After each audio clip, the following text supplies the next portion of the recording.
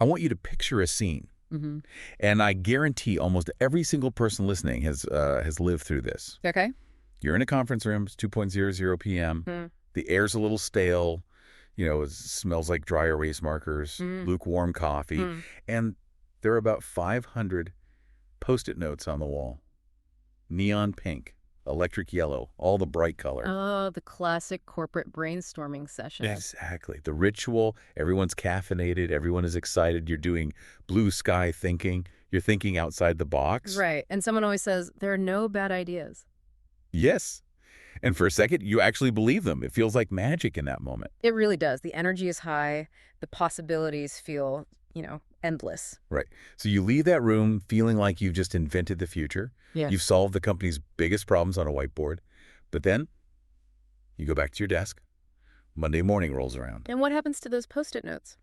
They vanish. Usually, yeah. The cleaning crew recycles them. Or, if you're lucky, a junior associate types them into a spreadsheet that gets saved like 6 folders deep on a shared drive. And is never opened again. Never. The brilliant ideas just evaporate. Mm. And then 6 months later, nothing has actually changed.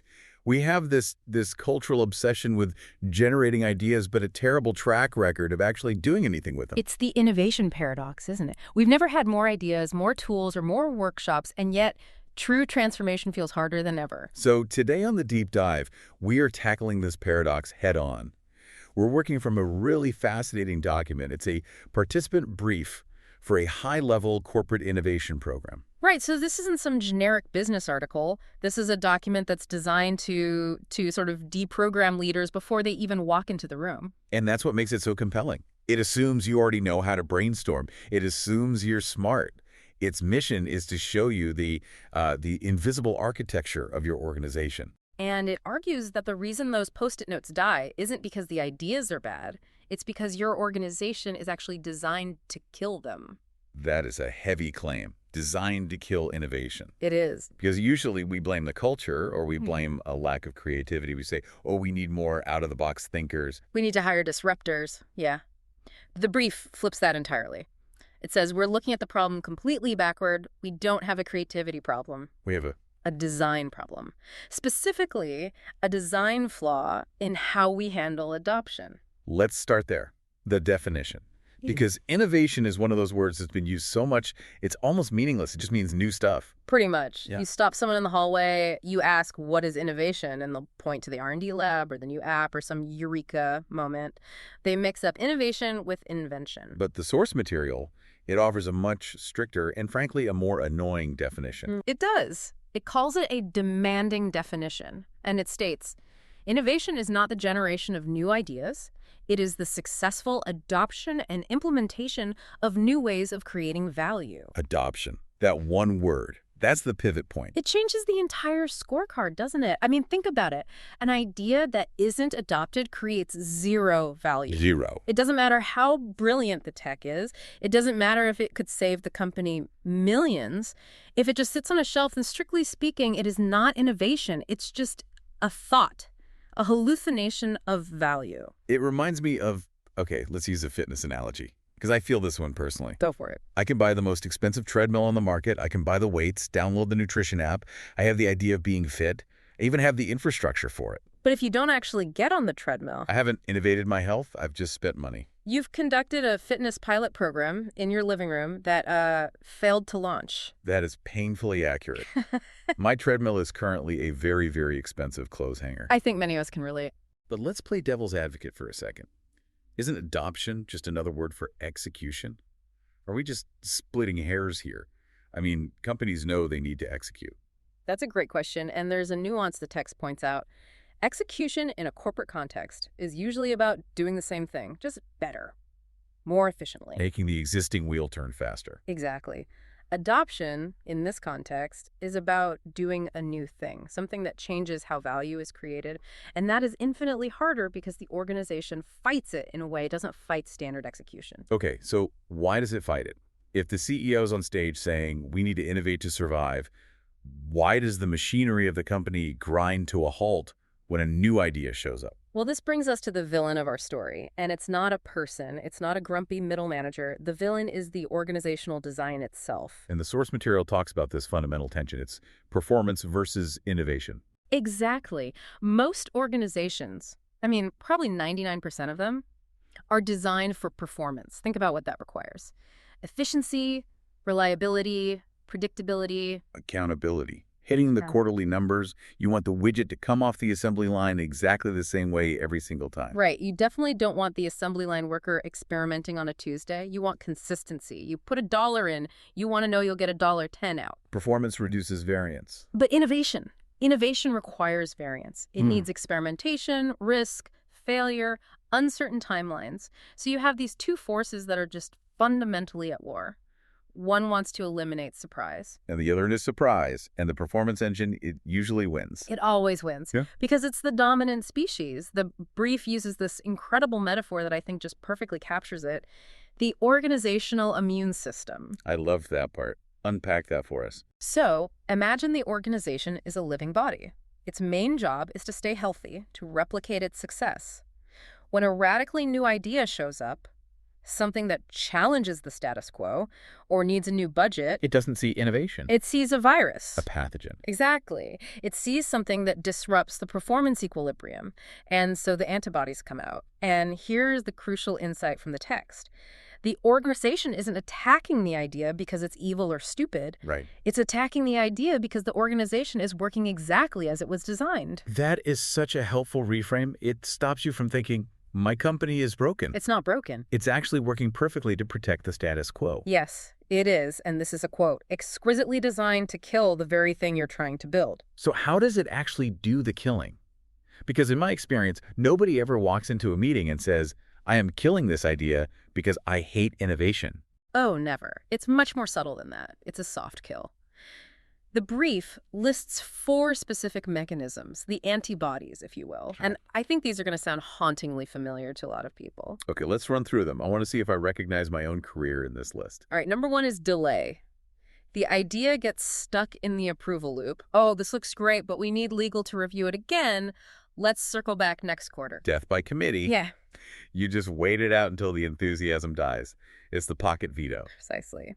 The second one is dilution. This is insidious. The performance metrics get applied to the innovation. So you take this radical idea. And you shave it down. Right. By the time it goes through the grinder of, can we guarantee ROI in Q2?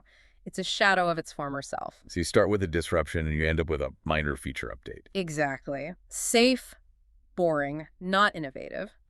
The third one is under-resourcing. We love this, go do it, but we can't give you any budget, and you have to do it on top of your day job. The classic trap, do more with less. It sets the project up to fail from the start because it's just starved of oxygen. And the fourth one is really interesting, absorption.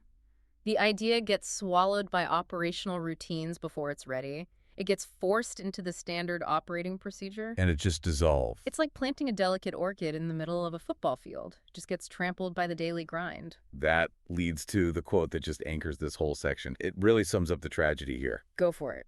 Organizations rarely fail to innovate because they lack ambition. They fail because they are exquisitely designed to do something else.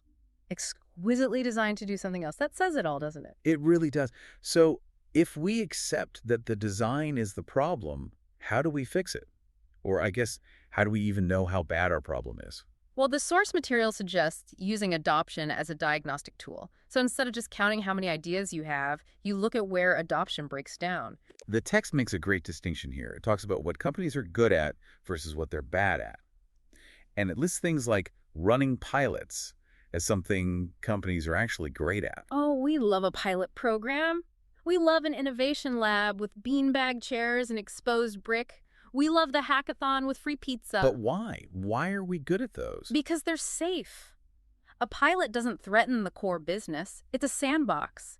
The immune system just ignores it because it's not real yet. It hasn't tried to touch the P&L statement. Exactly. The problem starts when you try to take that pilot and integrate it into the main operation. That's where the failure of adoption happens. And that failure points to specific architectural issues, right? Yeah. The brief says you need to ask some really deep questions when that happens. Yeah, like who actually has the decision rights? Define that for us. It means who actually has the authority to say yes to shifting resources. It's often not the person with the innovation title, it's the business unit leader with the budget. And if their incentives aren't aligned? The answer is always going to be no. Incentives are huge.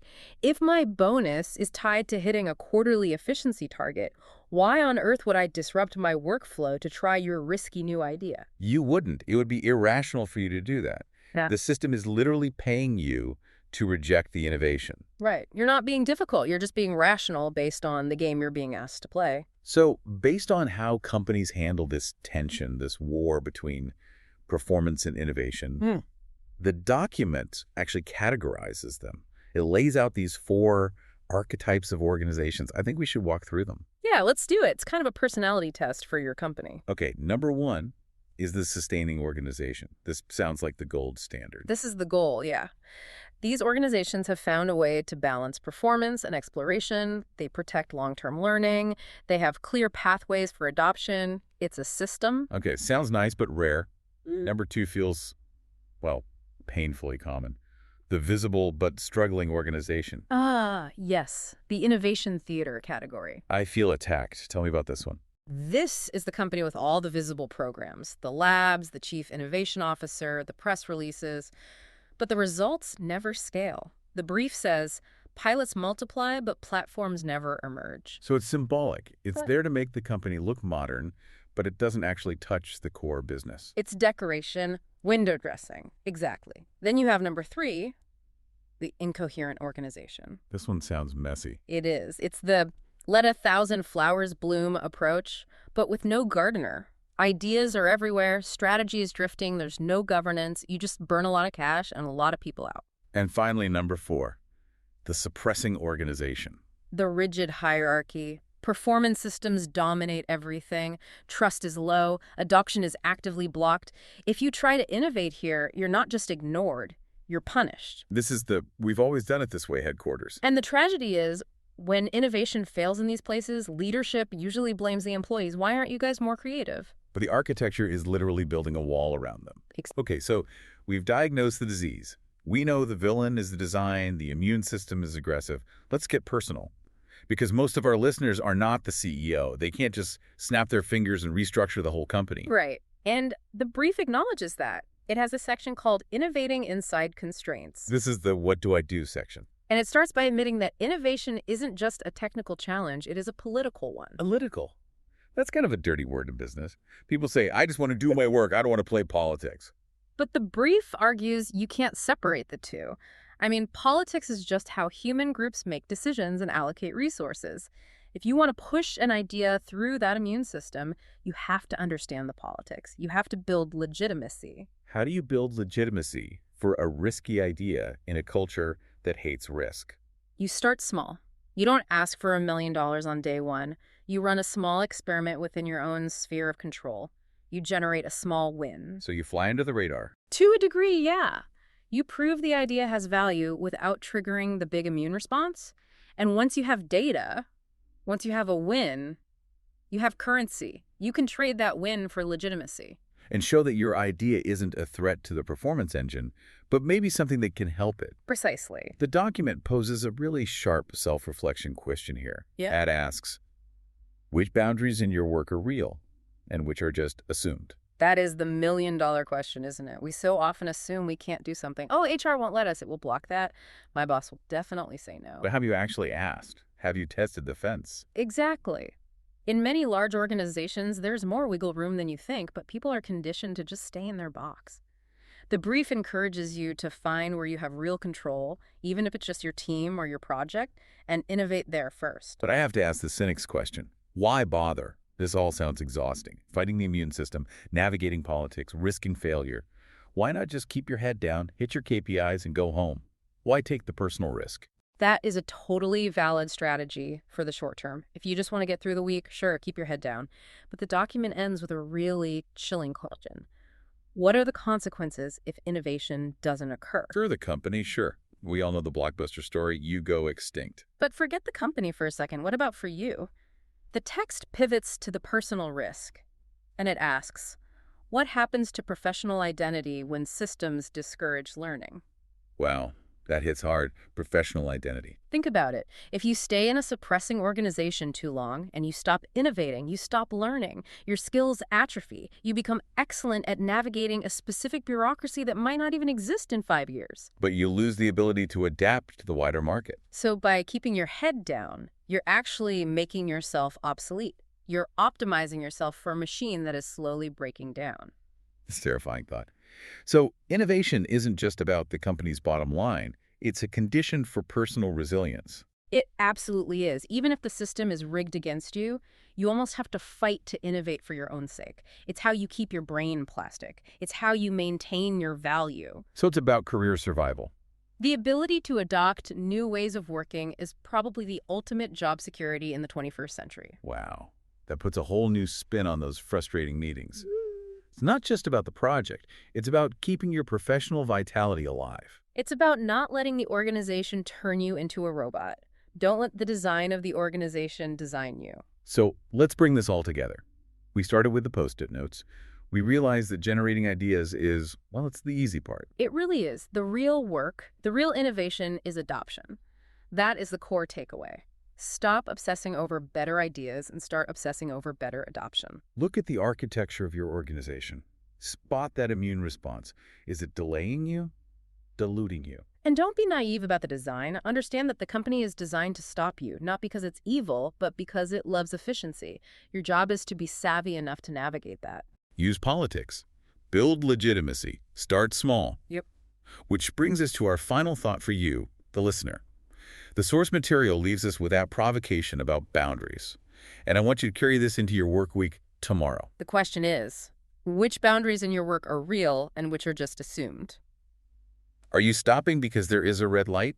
Or are you stopping just because you think there might be one? Go test the fence. You might be surprised to find it's not even turned on. I love that. Go test the fence. That is a wrap on this deep dive into the invisible architecture of innovation. We hope you look at your office and your own role a little differently tomorrow. Thanks for listening. See you next time.